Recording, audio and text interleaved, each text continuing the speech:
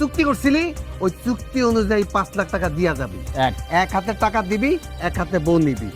আর যদি এটা না পারো তাহলে এই বাড়ির ত্রিসীমানা তোরা না দেহি, আর যদি দেহি না না চল, এই জায়গায় বেশিক্ষণ থাকলে যে কোনো সময় অঘটন করে যেতে পারে। চল, আরে চল।